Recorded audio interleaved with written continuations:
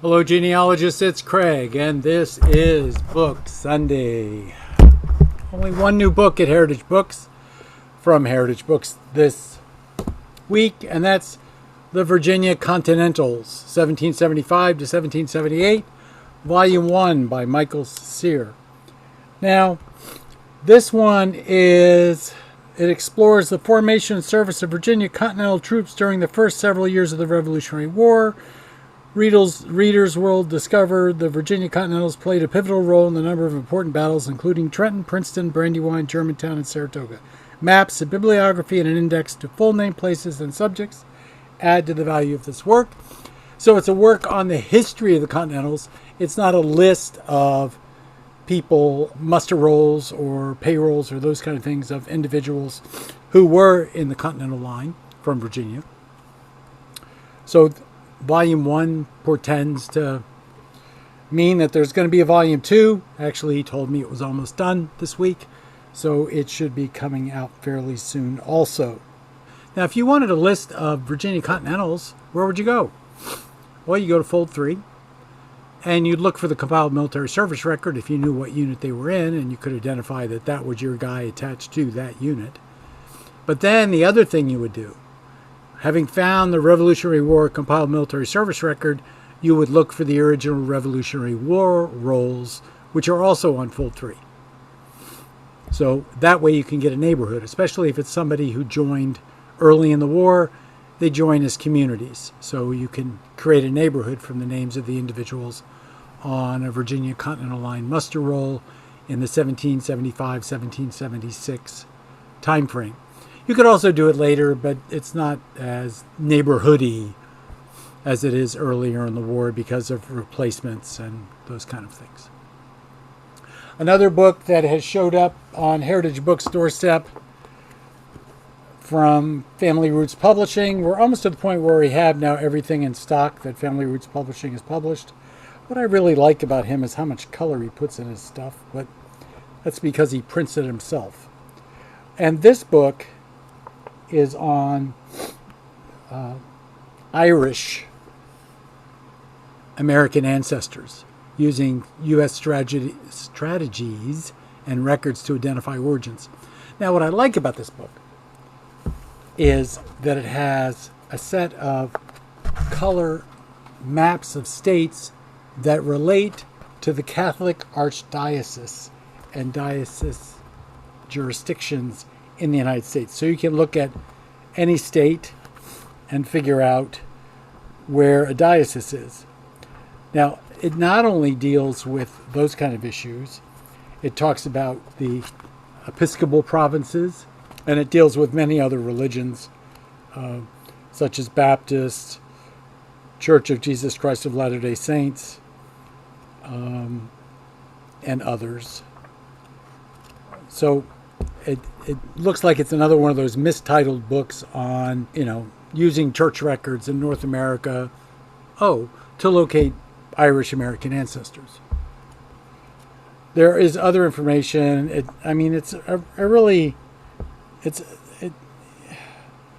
deals with, there's a chapter on military records, there's a chapter on land records, there's a chapter on institutional records, immigration records. So, it's just really, it's a total look at how to examine Irish ancestors. Whereas normally all I do is say, hey, famine, they came, ended up in Wisconsin, Walworth County, and that's my Church of Ireland Irish. Then there's my Irish Catholic Irish that's showed up in New York and stayed in New York and eventually came south. Irish American ancestors, using U.S. strategies and records to identify origins. And it looks like a rather comprehensive look at strategies and U.S. records. I dislike books that don't have good titles. But this appears to will be very useful to people, even those not looking for Irish ancestors. So those are the two books that have come into Heritage Books over the past week that have been entered into the system.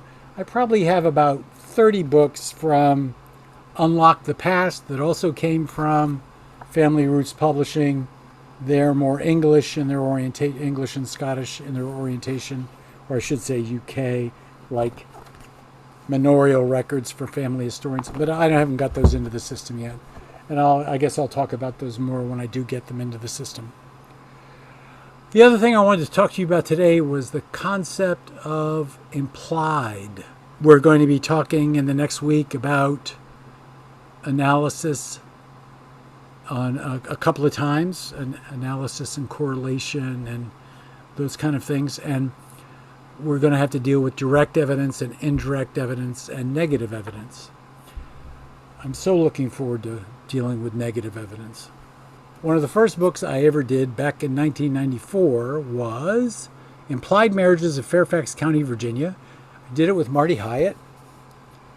And let's see a name I know in Fairfax County that somebody might be interested in. Bayless, just for an example, just because I know she's listening. And there's one Bayless interest in here, or Bailey rather. And it is Hezekiah and Jane Bailey, daughter, and she's the daughter of Zechariah Evans. And that was found in Loudon Will Book B282. So basically, in Will Book B282, there was the information that Jane was the daughter of Zechariah Evans, and that Jane was the wife of Hezekiah Bailey. It's not a marriage record. It's in a will book. Let me look for another person just at random. Coleman Kidwell and Emmeline Sims prior to 1840, because it's in the death certificate of Eli T. Kidwell. So they used, in this case, we used a death certificate to, I should clarify, we didn't look at the death certificate. Connie Ring, who was the archivist of the Fairfax Circuit Court, extracted from every record she ever touched information and put them in a card file. And Marty and I got permission from Connie to put them in a book. She couldn't see a reason to put them in a book, but we put them in a book. And that's what these are. Implied marriages are marriages found in, or not necessarily marriages, but information about marriages found in later records giving sometimes the maiden name of the wife, or in the case of a widow, sometimes her previous married name, and something for which there might not be an official record anywhere, such as a marriage bond, a license, or a minister's return. So if we found the information in a marriage bond, a license, or a minister's return, I guess if it was in a marriage bond, you could say that it was an implied marriage, because that's not actually a marriage. And the marriage license could be an implied marriage, because that's not actually a marriage. But the minister return is actually a marriage.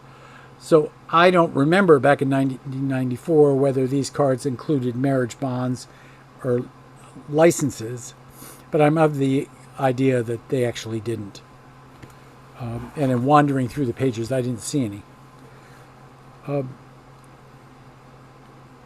Sometimes you'll find that the marriage is implied in one county, but it actually occurred in another. I can remember searching for a Scot marriage, not my own family, but I used to just collect Scots, who resided in Fauquier County, Virginia, and there was no marriage for them in Fauquier. And there was no marriage for them in Loudon. And there was no marriage for them in Fairfax.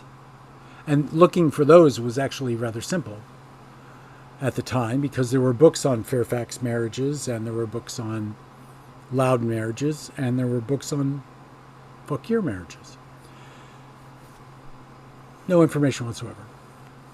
Now, we knew the marriage occurred because of implied marriage information, but I finally found the marriage in Washington, D.C. If you can't find a marriage in a county, you want to go to the surrounding counties. If you can't find the surrounding counties, I always go to the next biggest city, if I don't know about a Gretna Green. If I had not found them in Washington, D.C., I might have gone to Cecil County, Maryland, which was actually a Gretna Green for Pennsylvania, but who knows. I have found Virginia marriages in Baltimore. So, big city stuff. the ties between Northern Virginia and Baltimore are very close. So I just wanted to bring your attention the concept of implied marriages. We have actually several books from Maryland and Virginia published by Heritage Books when it was Colonial Roots. I should say published by Colonial Roots, which is now Heritage Books.